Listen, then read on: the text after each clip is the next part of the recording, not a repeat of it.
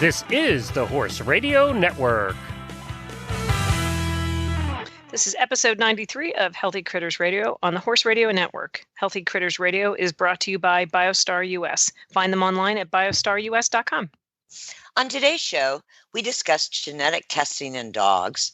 The breed of the show is the boxer. In Critter Nutrition, we ask, does your horse need a multivitamin mineral?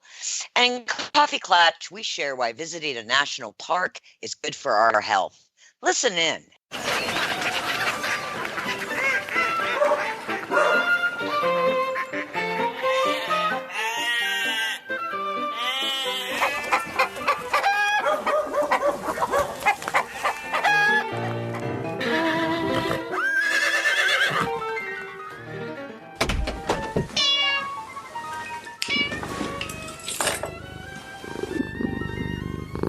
So Tiggs. You lost your phone. Yeah, I was in a bit of a panic. And, so I have an iWatch. I mean, I hate being that person because I hate that.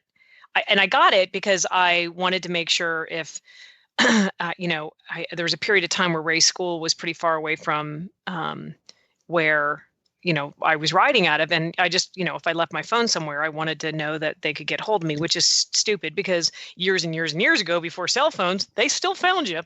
But, I just hate to think I'm that connected to technology. But I would tell you that I'm more connected than I would like to even admit to. Because when I couldn't find my phone and I went to my iWatch to ping my phone to tell me where it was, and I realized it wasn't pinging, I was like, oh my gosh. So, and the first thing I thought of, and I don't know about you guys, I'm sure both of you have lost your phones, but the first thing I thought of was, oh my gosh, I have so many pictures on my phone that I just don't know if I've uploaded them to the cloud. And then I thought, I don't even know how to get to the cloud to get my photos. What's the point? You don't know how to get there. Yeah. So that's why I never upload mine, is because I'd have to think really hard to figure out how to find them once I did that. Well, and I have my phone set on to do Google Pictures and iCloud and all this, and I don't understand it, and so anyway, I found the phone, but then became very depressed because I realized I'm tied to technology and I don't even know how to use it properly. So that's gotta be on my I gotta figure this out list. Have you ever looked into those chips you can get free? It's not a chip; it's something you attach to your pet. You can track your pet from your phone. Yeah. It's a GPS. Yeah. Actually, our friend PETA had that Tigger for one of her poodles because the poodle decided to go towards the road rather than the beautiful groomed 300 acres towards the back. Yeah, so she did that. I want one of those, and I want one that records it so I can watch where the horse wanders at night when I'm not there. Well, see, that's a good idea. You want one for your horse. Watch how many times he paces the fence. I thought she was going to say she wanted it for Glenn. Oh, I know where he's at. He's sitting at his computer. Sorry, he's at. He's easy to keep track of. Yeah, there you go. Okay, fair enough. You have an iWatch, so that you can keep track of your iPhone. Well, and also that if because I'm riding all day, so I'm not always right by my phone. So my husband can call me, or the school can call me, or So you don't carry your phone with you when you're riding? No, I don't. But the problem is with my iWatch, it doesn't always work. What do you mean? And so, it doesn't always work. It doesn't sometimes it will it depends on the day. I think my phone and my watch have a conversation of, it's sort of like, you remember, the Dingbat Society, whoever has the gene for the Dingbat Tigger, between the two of us. Well, it's sort of like the phone goes, today I'll answer. I will get all the texts first, and then you hold out about 30 minutes, and the watch goes, okay. And then sometimes I'll have complete clarity on my phone or on my iWatch, and then other times I don't. So it's frustrating, You can always count on technology to frustrate. Yeah. So I'm sure that's something that I could probably figure out too, but then I'd have to figure that out, which would get frustrating all over again. I know, Tigger, that you're not a giant fan of technology. So how do you keep track of your cell phone? How do you keep from losing it? I'm sure you don't have an iWatch. No, and I would never wear an iWatch. So I don't want so to I'm be not that giving you mine for Christmas. connected. That is a predictable answer right there. So what do you do to keep Yes. track of it? Of my phone, Yeah, I have never lost my of phone. course you haven't. I'm going to knock on wood. And when you do, Tigger, I want to know. Now, are you a cell phone in the pocket, cell phone in the pocketbook, cell phone in a pocket case attached to your belt? How do you transport? Mostly in a purse. And the only time I've really kind of lost it was I had a big purse. I just had to dig down. It was in the bottom. Yes, exactly. Right. Yeah. I do sometimes. Actually, I have some really great like sweatpants, lounging pants. And sometimes if a customer calls me and I'm still in sweatpants or it's in the evening and they call me, and I just slip the phone into a pocket of the pants and I can walk around the house and talk to them, no problem. So I kind of like that feature. That's an interesting visual. Wow. No Bluetooth. She just puts that sucker on speaker and gabs away. Walks around. Yeah. Exactly. Yeah. Oh, that's awesome. Okay, that's funny. That's funny. That's awesome. Well, how about you, Jennifer? What do you do? I am very much a cell phone in the pocketbook. Okay. Yeah. And when I ride, it's cell phone in some sort of a case attached to my person. I have I have one pair of breeches that has this. Well, I have two pairs of breeches that have a cell phone pocket that's on the thigh near your knee. Mm-hmm. And that's kind of love cool. Those are awesome. Yeah. Because it's out of your way, but you can still reach it. Right. Because I frankly don't like wearing the phone on my belt on my waist because I don't have that skinny a waist and my elbows then like bump into the phone, so it's just icky. Yeah. Right. So that's where. I for a period of time tried to do it on my belt, and then I was so aware of falling onto it. Like, not that I fall, but like being on a horse and falling. I thought, I don't. Yeah, I'm like, I don't need that. Yeah. I don't take my phone to the barn. Yeah.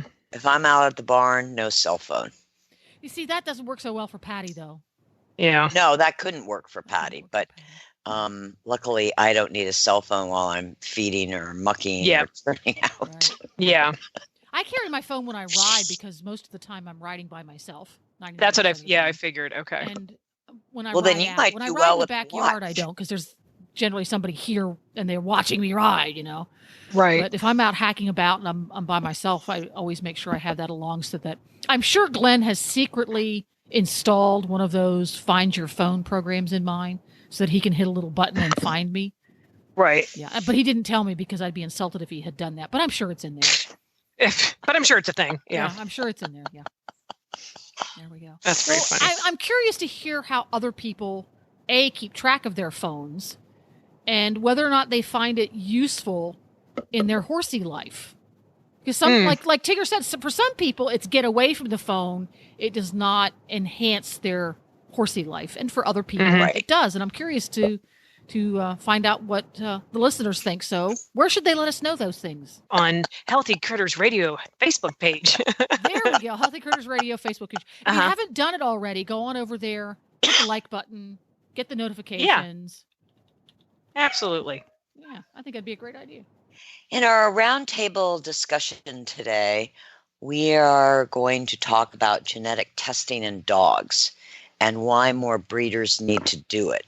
And I wanted to bring this up because I just had two of my dogs genetically tested because the Australian Shepherd Club of America is on the forefront of testing for genetic health issues and abnormalities. And I really applaud them for doing that. The interesting thing was when I got the test back, as many of you know, collies and Australian Shepherds have a predisposition for the MDR1 mutation, which means they can't take ivermectin, which is commonly in heartworm preventative. And one of my dogs came back not a carrier, and one of them did. Oh, wow. Yeah. That surprises me. Who came back as a carrier? Wookie. Huh. Yep. And the other dog came back as a carrier for a blood clotting abnormality. It's not a life-ending or serious condition, but it means that even though he doesn't have it, he carries the gene, and it means that he potentially, especially if bred to a female who also has that same gene, their progeny would undoubtedly pass that on. So it started me thinking about the number of dogs that are bred that are probably never genetically tested. Oh, yeah. Which there are specific tests to specific breeds that have a tendency to have certain genetic health issues. But when you think of the amount of puppies produced by, hobby breeders, by, competitive breeders, the amount of actual genetic testing is very, very small. And I think it's important to bring that out into the light and encourage more breeds. Some of them have sort of a volunteer. ASCA is also a volunteer, but because of the tremendous influence that the breed organization has on the breeders, if you don't do genetic testing, it's kind of like, well, you're not living up to the standards of the Australian Shepherd Club of America. And I think it's high time that the AKC, that other breed groups really start looking at genetic testing, because if we could eliminate some of this, I could not breed Wookie to a dog that also carried the MDR1 gene. It rules that right out. Nor could I breed Crockett to a female who also had this blood clotting gene. And neither of them are life-ending diseases, although dogs can get very, very sick who have the I think it's MRD1 or MDR1. It's MDR1, I think. Okay. I mean, if they get ivermectin, they can die. So I'm just, calling out to anyone who's breeding their, the breeds that they love, to seriously look into and get your dog genetically tested. Not just for the DNA of the breeding itself, but for the health. Well, issues. it can prevent so many so much. And you know what? Maybe we can eliminate MDR1. Well, that you're making me think about, we need to do catch. Oh yeah, absolutely. Absolutely. But it makes you also think about, like, you should never breed, and we're going to just stay with Australian Shepherds here. You should never breed a Merle to a Merle, because you can end up with all sorts of problems. Blindness, deafness. Yeah. And, and a lot of people just, don't know that. But, it's just like, who wants to see, a puppy that has all these things, first off, as a breeder, and deal with it, and then potentially send that on, to somebody else, and then have them fall in love with this dog, and then have something that can, be a horrible thing. Now, blindness and deafness, those are things you can deal with. But if you're somebody that works all the time, and now you have a blind or a deaf puppy or something, even worse, like, it's just, there's so many things that could be preventable down the road with these people that fall in love. Like, I'm always thinking about the heart of the person who has the animal, and, it's just like, it's heartbreaking enough when they're, old and you have to, put them down or whatever, but having them be young or be hard, like, it's just hard, I think you can eliminate so much of the surprise. And if you just are responsible about it, and it's not that expensive, is it, Tigger, to do that? It's, I used paw print genetics. It's about $100. Okay. So it's not cheap, but if you're a breeder, if you're seriously considering breeding your bitch or your boy, it definitely needs, both parents need to be done. Yeah. Period. If you're considering breeding your dog, whether male or female, and you can't manage $100 to get something that important done, yeah, you shouldn't do it. Be rethinking that. It's not a giant chunk of change, and like you said, you owe that to the puppies, because the people who take those puppies need to be informed. There's nothing. Yeah, they could face a lifetime of health end up in problems. Bad places because the owners are surprised and they're not prepared for it. And then they end up back at the animal welfare, or So I think that's what a good message. What a very, very good message. And one of the things that Paw Prints does is they will test according to your breed. So you don't have to figure out what you have to test for. So if you say, it's an Australian Shepherd, this is what we test. So one of the important factors with any breed are some of the genetic health issues that can be passed on from generation to generation. And one of them in Australian Shepherds is cataracts. And so paw print genetics included in when you pick a breed, depending on whether your breed has a genetic link to cataracts, will test for that. It's called the HSF4 cataract test. And I'm very happy to say that neither of my tested Aussies carry that gene. So that's a very good sign that maybe the breed on the whole is getting a handle on this, and so that we won't have cataracts with Australian Shepherds. Evidently, just one copy of the gene in this particular genetic mutation, if you will, can lead to cataracts. So it's really important that both parents be clean. Yeah.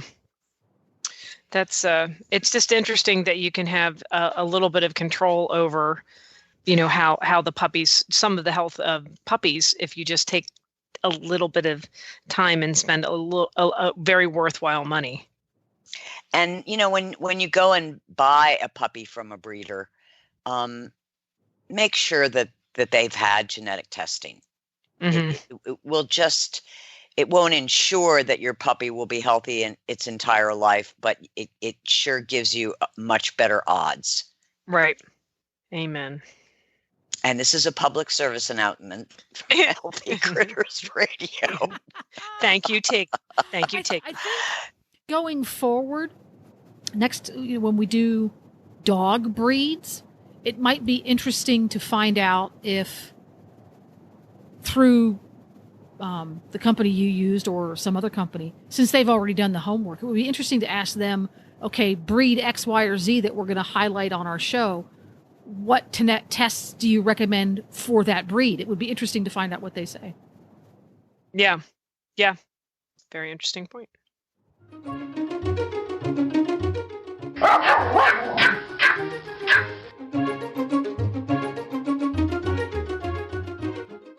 Hello. Hetty. Hi, Hetty. Patty? Yes. Higgle? Yes. Jennifer? Hello, Hedwig. Hello, friends. Hello, Hedwig. We have an important question for you. Ready? And we are so anticipating your wise and sage answer.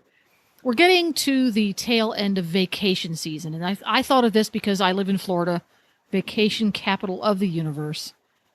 And I was pretty sure that you would have an opinion about vacation spots that dogs' servants should take them to. I'm sure you have a favorite, or maybe some recommendations that all dogs need to visit. You're so funny, implying that we have had a vacation ever. I'm sure there are places you want to visit. Oh, so many.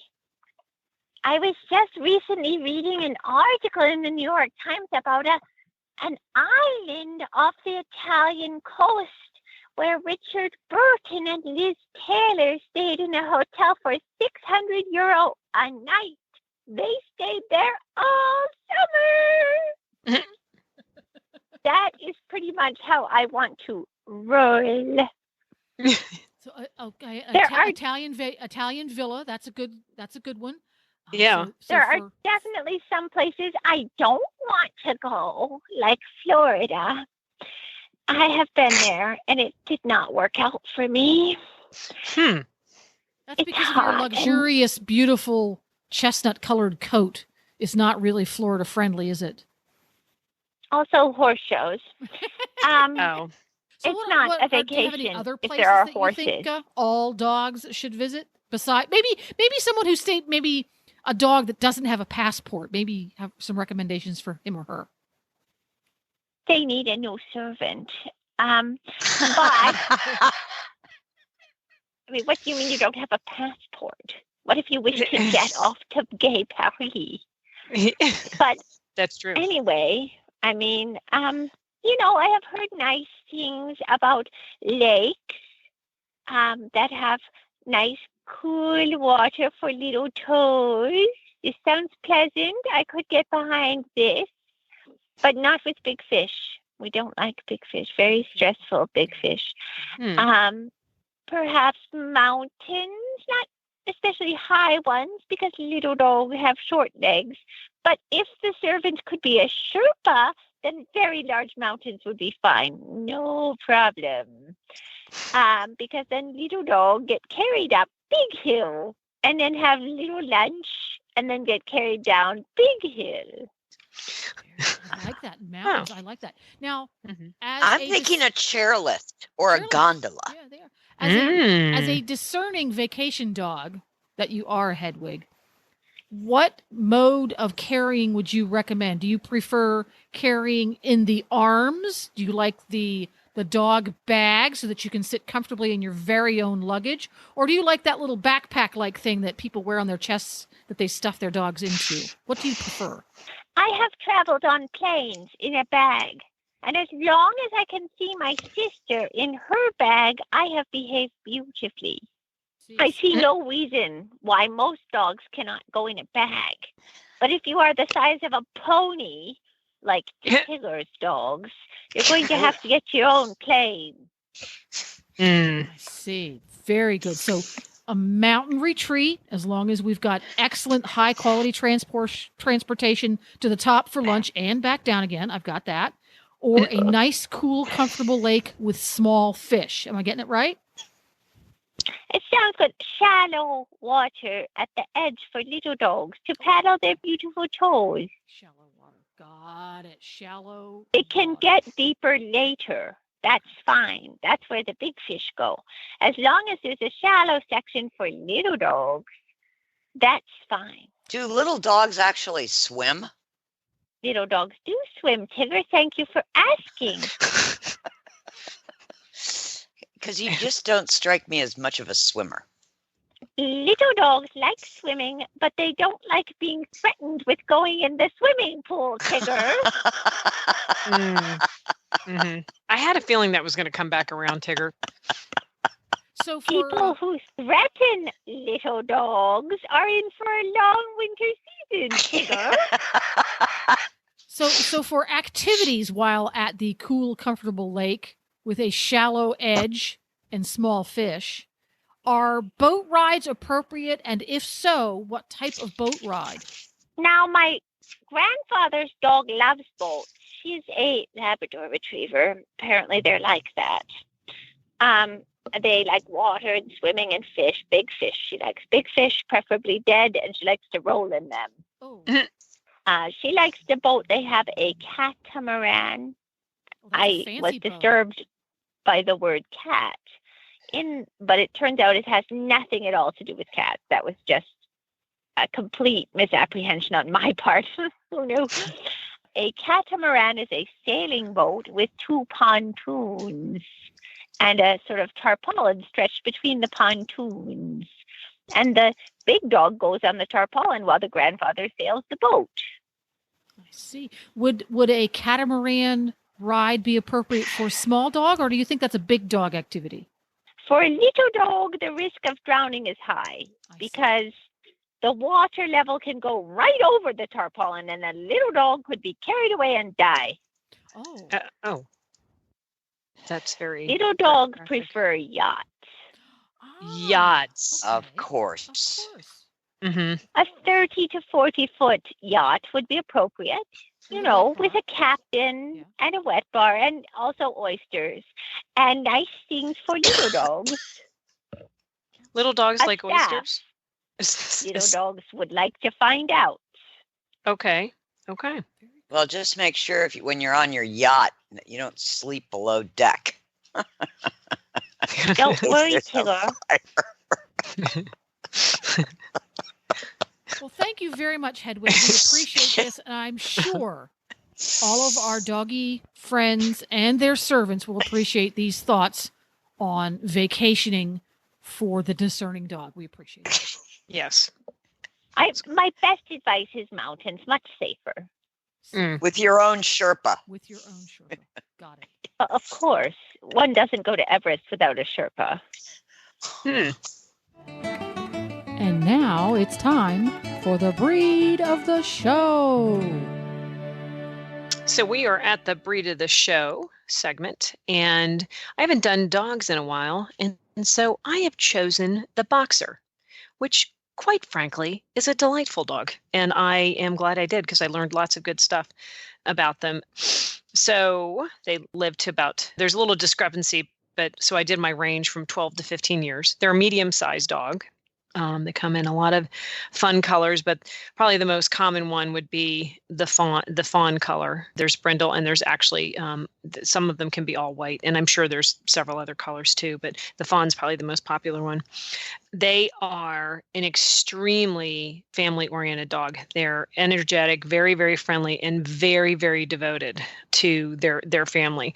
So that makes them pretty good with kids, and just can become very attached to their family. They're very easy to train. They're very smart. All of these are good things. However, they wouldn't probably be the best agility dog, but they'd certainly be good for the training of it because they're not as low to the ground like an Aussie or kind of a border collie.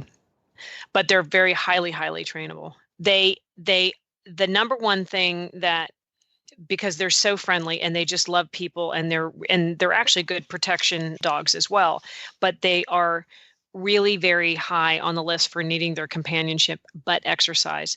So this may not be a dog that is someone, if somebody could live in an apartment, but the dog would have to have daily exercise or it would probably become a little bit naughty.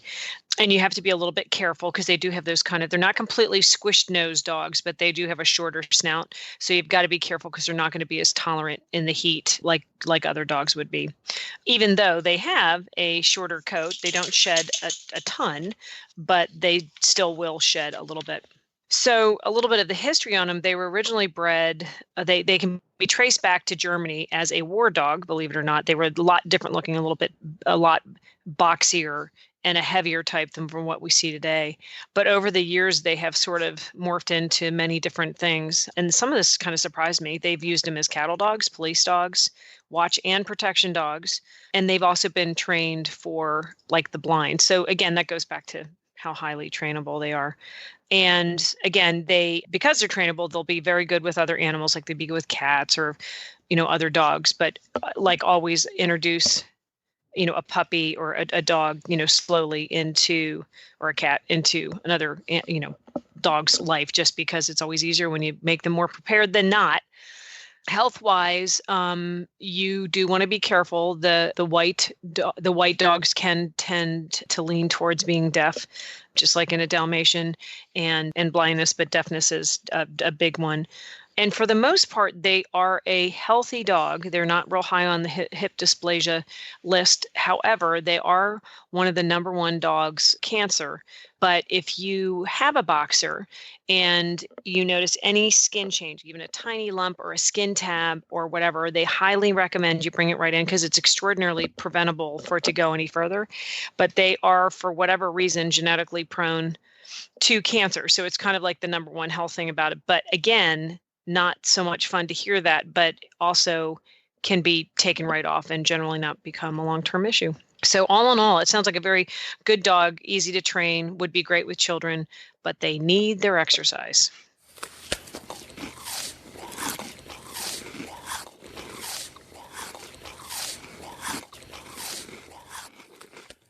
And now we're at Critter Nutrition, and we're going to talk about, does your horse need a multivitamin mineral? Recently, I did a nutritional consult for an owner with 2 warm blood geldings, aged 10 and 14. The horses were on a commercial feed, and she was feeding the recommended amount. The horses had turned out on grass for 2 hours a day. They were fed 6 flakes of orchard grass per day. The horses worked 5 days a week. One horse was competing at Pre-St. George and I-1, and the other was competing at 4th level. According to the owner, both horses had very dry coats. One horse's black coat looked bleached despite a UV fly sheet, and the ends of his tail had turned red. She was having a difficult time keeping top line on the chestnut. She had her vet out and did a CBC on both horses, which showed low vitamin E. When the owner called me, I suggested she get a hay analysis done so that we could get a better picture of possible nutritional deficiencies. The hay analysis showed low crude protein at 9%, low zinc and copper, very low vitamin E, low selenium, high iron, low magnesium, and a less than ideal calcium phosphorus ratio of 1.1 to 1. The owner asked me if putting the horses on a multivitamin mineral would correct the deficiencies.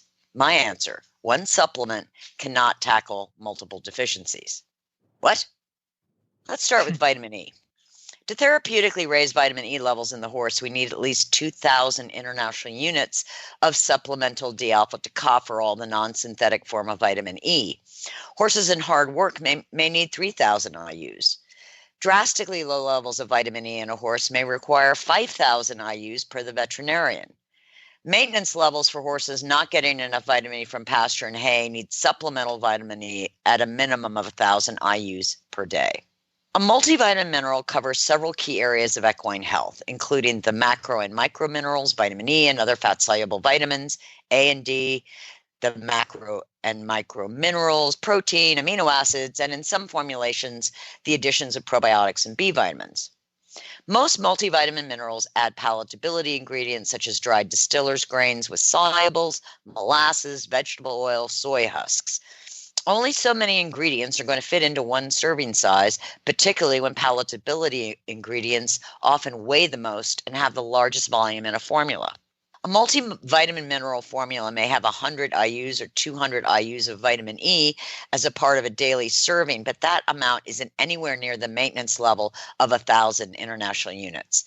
Don't blame the company. They can only fit so much into a serving. And these low vitamin E levels in horses we are seeing is a relatively new phenomena. I recommend supplementing for vitamin E specifically with Kentucky Performance Products Elevate. With a maintenance serving of 1,000 international units, this is the best supplement for vitamin E, particularly for performance horses, broodmares, and horses with little or no fresh pasture and horses in the winter. There are, of course, food sources of vitamin E, camelina oil, hemp seed oil, almonds, and sunflower seeds. But to get to 1,000 international units per day, you have to feed a lot of these foods.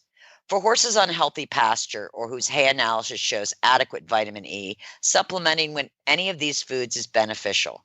However, for therapeutic and maintenance amounts of vitamin E at 1,000 international units per day, it is best to go with Kentucky Performance Products Elevate or the Nano E from Kentucky Equine Research. Purposes of a multivitamin mineral. Multivitamin minerals are broad spectrum supplements to help fill in nutritional gaps, particularly when it comes to minerals. Because the minerals used in most commercial horse feeds are in their inorganic form, meaning carbonates, oxides, and sulfates that provide low bioavailability, many owners add a multivitamin mineral to augment the feed. Some multivitamin minerals can be used as a ration balancer with added Timothy or alfalfa pellets. I personally feed a multivitamin mineral as a kind of insurance policy, that the broad spectrum micro and macro minerals are covered, that vitamin A and D are supplied at levels that are beneficial. I consider a multivitamin mineral as the foundation of my horse's supplement program. For instance, my 20-year-old rescued Ginger only gets a multivitamin mineral supplement because she has no other issues. My 33-year-old Lionheart needs a little more added supplementation, including BioStar's Adaptor and BioStar's Circuvate because of his age. Correcting mineral imbalances. Depending on the multivitamin mineral supplement you choose, it is possible to balance some mineral deficiencies, particularly copper and zinc, and in some cases, selenium. How about the B vitamins? Horses make their own B vitamins, including biotin, from the fermentation of forages by the microbes in the hindgut. Commercial feeds are fortified with B vitamins, and many multivitamin mineral supplements provide B vitamins. A good food source is nutritional yeast or brewer's yeast. Biotin is known to improve hoof health at a therapeutic level of 20 milligrams per day. The sulfur-containing amino acids, including methionine, are also important cofactors that can affect hoof quality. Many companies use the synthetic version of methionine, DL-methionine, which, like a DL-alpha tocopherol vitamin E, has a much lower rate of bioavailability. According to Kentucky Equine Research, biotin has a short shelf life, particularly when mixed with oils and other fats, around 6 months from the time of manufacturing. Since consumers only know the best buy date on the label, we aren't privy to the actual date the run of the product was made.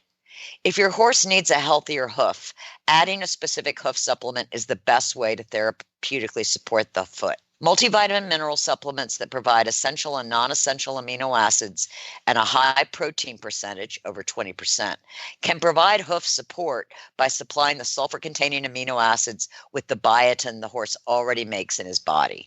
Protein. Because protein percentage varies in hay and forage, many horses need higher protein. Feed companies have responded with feeds and supplements with greater percentages of protein.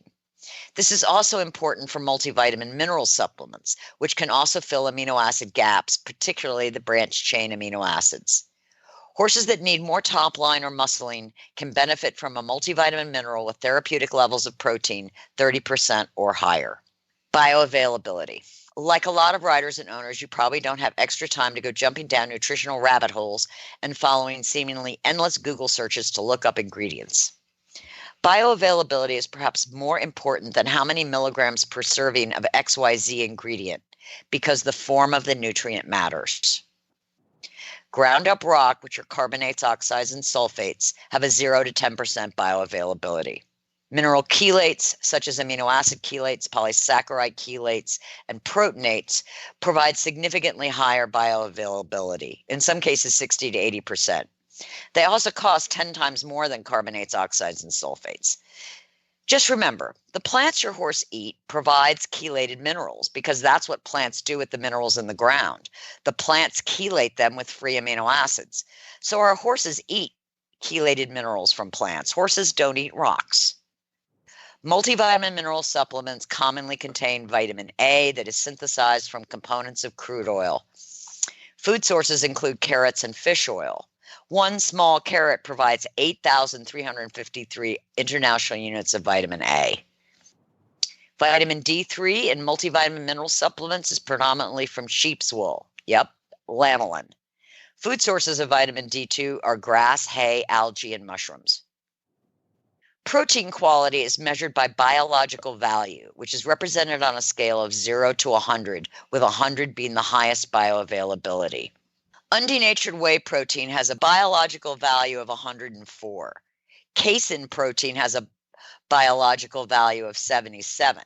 Pea protein has a biological value of 65, partly due to an incomplete amino acid profile and the lectin and phytic acid content.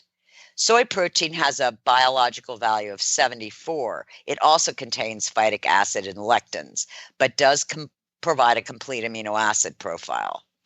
There may be other personal considerations with soy protein, including soy allergies, the fact that soy is genetically modified, and the use of glyphosate. When to use a multivitamin mineral supplement? If you are feeding a complete feed and feeding the manufacturer's recommended pounds per day, and your hay is tested and provides enough protein, macro and micro minerals, you may not need to supplement with a multivitamin mineral. If you are feeding a whole food diet or mixing your own feed ingredients, you will need to use a multivitamin mineral. If you can't have your hay tested and your forage tested, you might consider adding a multivitamin mineral to cover the mineral needs of your horse. Performance horses have higher mineral and protein needs and can benefit from a multivitamin mineral. Senior horses may need more protein and trace minerals, so a multivitamin mineral is important for them. Because we are seeing such low percentages of vitamin E in hay, I recommend getting a CBC on your horse at least once a year, performance horses twice per year, to see where the vitamin E and selenium levels are. I highly recommend adding Elevate or Nano E for maintenance and therapeutic levels of vitamin E. Real horses and real dogs are healthier, perform better, and recover more quickly on real food. That's why BioStar empowers horse and canine owners with 100% whole food nutrition, supplements, and feeding programs. BioStar products are made at their own certified non-GMO facility in Gordonsville, Virginia, using real food ingredients that are raw, freeze-dried, or dehydrated, never cooked, and are free from artificial flavors, colors, soy, corn, wheat, and molasses. The BioStar product line includes a wide range of whole food, horse and dog supplements, treats, and unique artisan poultices that embrace the ancient and traditional uses of clay and plants. Visit biostarus.com today and learn about whole foods and canine and equine nutrition so you can make the best decisions about the care and health of your horses and dogs. That's biostarus.com. Whole food nutrition the way nature intended.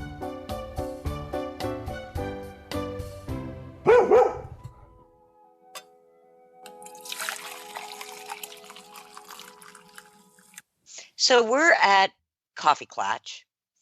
And I wanted to talk about how important visiting a national park is for the human in the critter community, for our health. And I just got, because of my age, at age 65 in the national parks, you can buy a lifetime pass for $88. No. Yep. Cool. You can go to any national park anywhere in the U.S.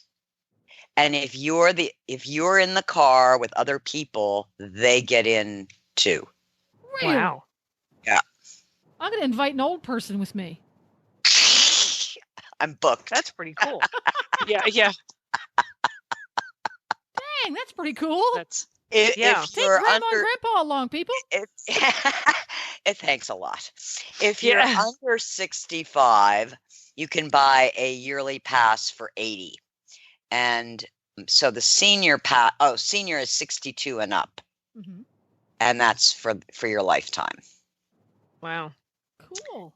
So I recently was in the Grand Tetons in Wyoming, and my sister and I had gone down to Jackson Hole for a few days, and we came back through the park, which includes the Grand Tetons. And there is something about getting out of your car and smelling the air, and then there are these magnificent mountain peaks,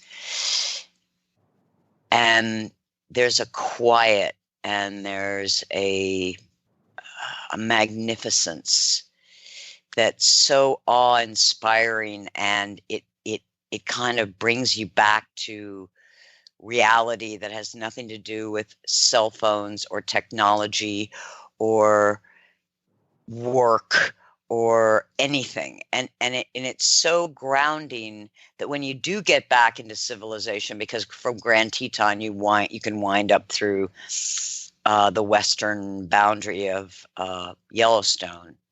When you come back out into civilization, like in West Yellowstone, you already have that kind of Zen calm that when somebody pulls in front of you, you just go, okay. So it's a cure for road rage. It's a cure for a lot of things. So We're going to have to sounds me, remind her of Tigger- this when she's in Wellington. Yeah, no kidding. Yeah. It sounds to me as if you have been a fan of the national park for a long time. My whole life. So you're a lifelong devotee. I am a relatively recent convert, in that growing up, that was just not something our family ever did. Because unless, I don't think Assateague and Chincoteague qualify. I don't think they're national parks. I think they're state parks. But we have more recently gone out to some western states and visited some of the more popular ones. For example, we did the Grand Canyon. and we did one of the parks when we went to Alaska. And I think you nailed it in that if you get off the beaten track a little bit versus staying on the road and watching the wildlife from your car window, if you get off the beaten track a little bit, and it doesn't even have to be very far, we discovered. You can get out of your car and hike for 15 minutes onto one of their little trails that they have marked, and you really feel like you're on a different planet. It does kind of reset your attitude clock a little bit, doesn't it? It 100%.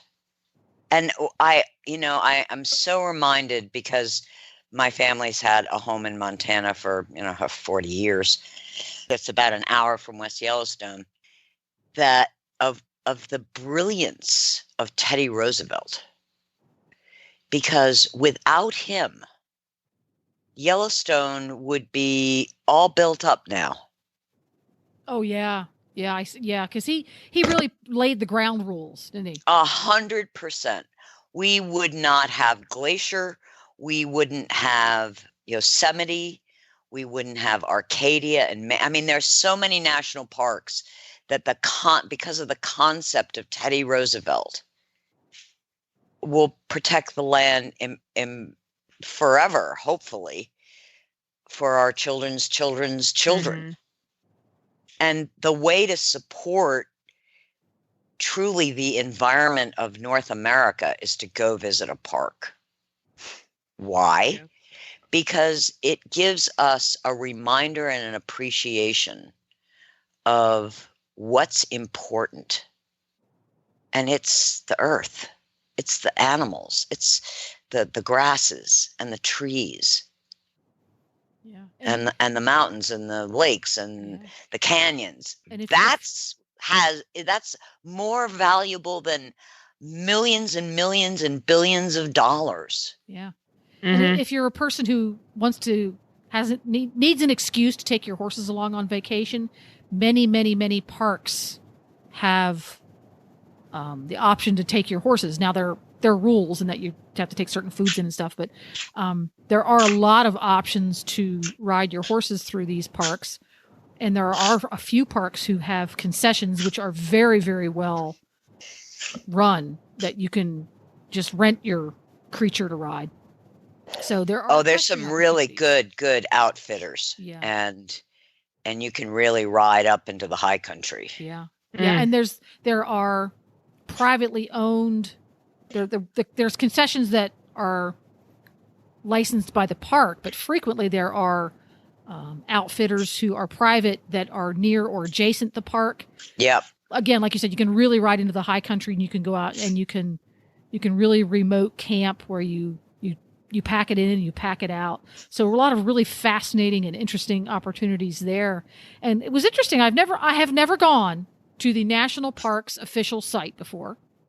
So I popped in to the nps.gov website. Lo and behold, there it is. It's really cool. You just click on their state and it shows you where it is. So even if you don't have a road trip planned to some remote part of the country in the middle, because we always associate national parks with the really cool ones in the middle that are on National Geographic Channel, but there are national parks all over the place. Yeah. There's one with trains. And wow. Yellowstone does something really cool in the winter.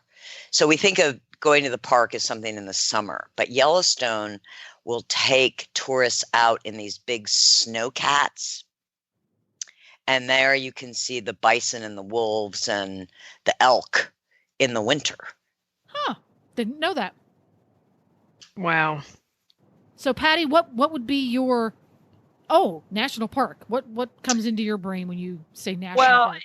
Well, when we went to Colorado, that was the first time I had ever been in a national park, and it was such a life-changing trip for me, just because we stayed right outside the park, and it was, I many don't know this, but I saw my first moose, and I am now obsessed with them. I mean, it was a bull chasing a cow, like following a cow, I shouldn't say chasing, broad daylight. And it was the most amazing, like, intimate thing that I've ever shared with 50 people that I didn't know, because they were all on the side of the road. It was just like, I was like, holy cow, no pun intended. Holy cow, I can, holy crap. I mean, I couldn't believe it. And it was just, it's everything that, that you were saying, Tigger. It was such a life-changing trip. And I have desperately wanted to get back there or experience it again somewhere else. I mean, it was majestic. It was, I just can't, I've never been real great at taking vacations because I'm always so used to moving around, and I like to ride the horses, and relaxing to me, I always fall asleep. So what's the point, blah, blah, blah. And I totally got the point being at that park. I mean, we got up every morning and we would have our coffee and then drive and go see this waterfall. Like, it was just because we were right at the edge of the park that we could go in and out of. So I just want to do more. I'm a little like you, Jen. This is not something my family did when we were growing up, because I grew up on the East Coast, and I yearn for that connection and feeling again. So I can't wait to do it again. But I've only been to the one park, so I would love to go to Yellowstone. Yellowstone, Glacier, Yosemite, Arcadia, all the Utah parks. I mean, Shenandoah, the Blue Ridge is worth it. Yes. Yeah. It's spectacular. Yeah. And it's right here in my backyard. Right. Yeah. But there's something about reconnecting with the wild, with the wilderness, that I think is important for every American, not only for our mental well-being and our spiritual well-being, but for the priorities. Because as we move forward as a nation, making sure that North America is taken care of is a priority, because this is our home. Absolutely. And if you are not inspired by the well-known parks, because many, many people visit them, all you do is go to nps.gov and click on any state on the little map. And they even have Puerto Rico on here, and the Northern Mariana Islands and the Virgin Islands. Click on them, and there are so many lesser known ones that are probably not so frequented by people. If you want to try something a little bit off the beaten path, there's something for everybody. Like I said, there's one with trains. There's one in the middle of Chicago. There's something that's only reachable by boat. So there is something for everybody to help you reset your attitude clock and get a little bit closer to the dirt, get some dirt under your fingernails. There are parks where dogs on leashes are welcome. There are parks where horseback riding is welcome. So something for everybody. And we want to hear about your planned trip, a trip you took, a trip you wish you could take. And where are they going to tell us about that, Tigger? HealthyCrittersRadio.com.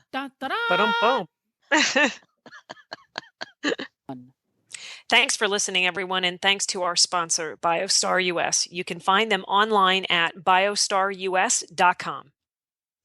Get the Horse Radio Network phone app on iOS or Android by searching for Horse Radio Network in the App Store. It's free and easy to use. For details about today's show, go to healthycrittersradio.com, where you can find links, photos, and more information about our guests. As always, we love your feedback. Please follow us on Facebook under Healthy Critters Radio. Be sure to visit all the great shows on Horse Radio Network at horseradionetwork.com. Love your dog. Hug your horse. Feed your chickens. Clean your litter box. Dance with your goat. Slither with your snakes. Howl at the moon. Hang with your hamster. Party with your parrot. Waddle with your walrus. Outwit your otter. Cuddle your cows. Rap with your raptor. Go chipping with your chipmunks. Forgive your fox. While hedging your hog. We also recommend that you rack with your raccoon. Gyrate with your giraffe. Meditate with a meerkat. Uber with your orangutan. Facebook with your flamingo. Ponder with your panda. Walk with your Wookiee.